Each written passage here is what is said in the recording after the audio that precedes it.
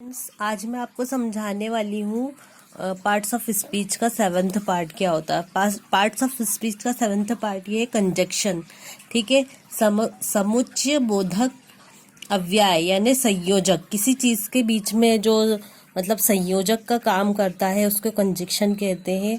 एक सेंटेंस बनाने के लिए हमको कई बार जो है वो संयोजक का प्रयोग करना पड़ता है, किसी किसी सेंटेंस में आता है तो उसको संयोजक कहते हैं यानी कंजक्शन कहते हैं। ठीक है, words which join two sentence यानी कि जो दो सेंटेंस को जॉइन करते हैं, क्लॉज और फ्रेज और कॉल्ड अ कंजक्शन। ठीक है, इन ऐसे शब्द होते हैं जो शब्दों या वाक्यों को जोड़ देते हैं।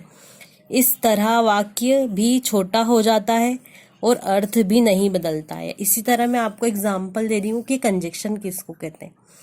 कंजक्शन मेनली जो होता है वो इस तरह से एग्जाम्पल होता है उसका, Ram is good, Mohan is also good. ठीक है, तो ये दो सेंटेंस हो गए, दो वाक्य हो गए हैं ये। ठीक है, अगर इसको अपन को कंजक्शन में करना है तो किस तरह से कंजक्शन में बनेंगे।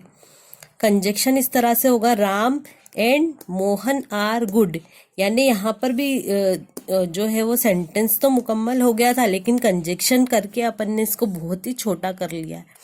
एक अच्छा वाक्य बन गया है जिसे हमने अर्थ भी नहीं बदला है इसका, यानी राम भी गुड है और मोहन भी गुड है। इसी तरह Ram and Mohan are good, यानी एक छोटे सेंटेंस में इसको कंजक्शन में करके हमने जो है वो छोटा वाक्य बना लिया है और साथ में अर्थ भी चेंज नहीं हुआ इसका। यानी दो सेंटेंस या दो वाक्यों को जोड़कर इस तरह हम छोटा हो जाता है वाक्य। ठीक है, इसका अर्थ भी नहीं बदलता है और छोटा भी हो जाता है कंजक्शन के जरिए। ये आपका संयोजक मतलब दो सेंटेंस को इसने जोड़ के एक सेंटेंस भी बना लिया है साथ में और अर्थ भी चेंज नहीं हुआ इसका। आप नोट कर लीजिए इसको। अब ये 8th पार्ट जो है मैं बता रही हूँ आपको, इसका प्रीपोजिशन का पार्ट्स ऑफ स्पीच का लास्ट है ये 8th वाला, इंटरजेक्शन। ठीक है, विस्मयादि बोधक। ठीक है, इसको जो है इंटरजेक्शन का मतलब ये होता है, interjection are used to express sudden feelings और emotion that originate due to sudden feelings or emotions, sudden joy or a grief etc. ठीक है, इसका मतलब ये होता है कि अचानक हुई घटना, मन की भावनाओं को व्यक्त होना, जैसे खुशी, दुख, गम या किसी तरह सा एकदम अपन आश्चर्यजनक नहीं हो जाते हैं, किसी चीज के लिए आश्चर्य हो जाता है अपने को। इसका एग्जाम्पल इस तरह से ये है कि जैसे वाव, किसी चीज को देखकर हम बोलते हैं अरे वाव क्या चीज है ये, और ओह ये क्या हुआ है। किसी अपन दुखद घटना के लिए बोलते हैं अरे बाप रे ये क्या हुआ, ओह क्या हुआ है।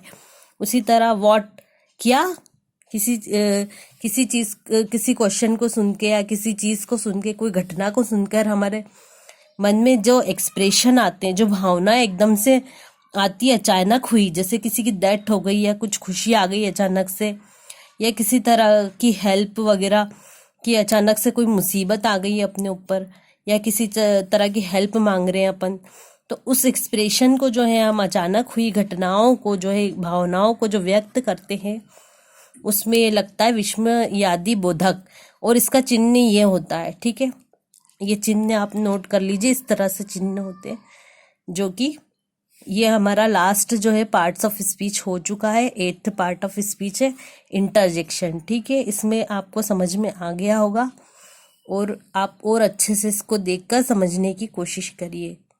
बाय।